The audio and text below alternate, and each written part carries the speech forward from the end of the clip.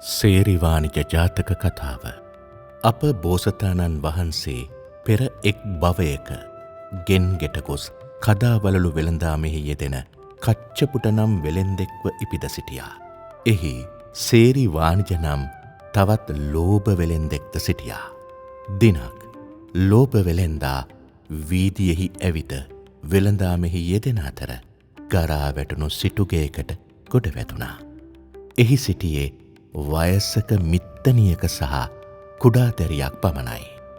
වෙළෙන්දා දුටු දැරිය මටත් පළඳනාවක් ගෙන දෙන්නයි කියමින් මිත්තනියට ඇවිටිලි කරන්නට වුණා.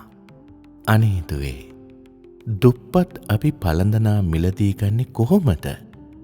මිත්තනිය ඉතා දුකින් පැවසුවා. අනේ ආච්චි අම්මේ, අපිට ප්‍රයෝජනයක් නැති මෙන්න මේ පරණ තලියවත් දීලා බලමු වෙළෙන්දට. පරම්පරාවෙන් ලැබුණු දුර්වර්ණ වූ ලෝහ තැටියක් පෙන්වමින් දැරිය මෙසේ කීවා. අවසානයේ මිත්තනිය වෙළෙන්දාට තලිය පෙන්වා, මේක නම් මෙච්චර වටින්නේ නැතුව ඇති. ඔබට හැකිනම් ඔය තලිය අරන් මේ දැරියට කදාවලල්ලක් දෙන්න යයි පැවසුවා. තලිය අතටගෙන එහි ඉරක් ඇඳ බැලූ ලෝභ වෙළෙන්දා එය රන්තලියක් බව දැනගත්තා. ඔහුට රන් තැටිය ගැන මහත් ලෝභ සිතක් ඇති වුණා. මේ මෝඩ දුප්පත් මිත්තනිය මේ රන්තලියක් කියා දන්නේ නැහැ. මොවුන්ට කිසිම දෙයක් දෙන්නේ නැතුව කපටිකමකින් මේ තලිය මා සතු කරගන්න ඕනේ. ඔහු මෙලෙස සිතා පසුව නැවත එන අරමුණින් මංජාඩි භාගයක්වත් නොවටිනා මේ තලිය මට කුමකටද කියා එය බිම දමා යන්නට ගියා. මෙවිට කච්චපුට වෙළෙන්දාද වෙළඳාම් පිණිසෙහි පැමිණියා. වෙළෙන්දා දුටු දැරිය නැවත මිත්තනියට ඇවිටිලි කරන්නට වුණා.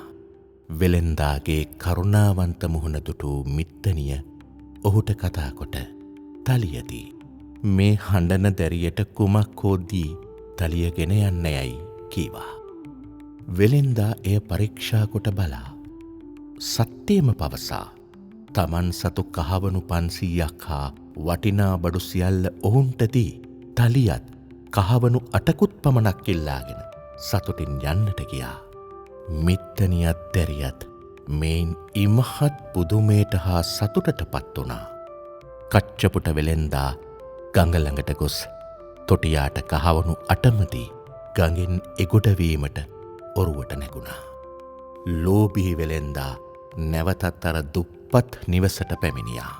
තමාට දුක සිතුණු බැවින් නැවත පැමිණි බව පවසා දැරියට කදාවලල්ලක් දී තලිය ඉල්ලුවා. ඔබ කිව්වේ ඒ තලිය කිසිදු වටිනාකමක් නොවන බවයි. ටිකකට කලින් වෙළඳාමෙහි පැමිණි දැහැමි වෙළෙන්දෙක් එය රැගෙන ඔහු සතු සියල්ල අපට දී ගියා. මහලු කාන්තාව පැවසුවා. ඒ ඇසූ සේරිවානිජ වෙළෙන්දා මහත් වූ ශෝකයෙන් තමන්ගේ බඩු භාණ්ඩද එහි දමා කච්චපුට වෙළෙන්දා පසුපස දිව ගියා. රන්තලියත් රැගෙන ගඟෙන් එතර වන කච්චපුට වෙළෙන්දා දුටු ඔහු ඉවසාගත නොහැකි ශෝකයෙන් එතනම මිය ගියා.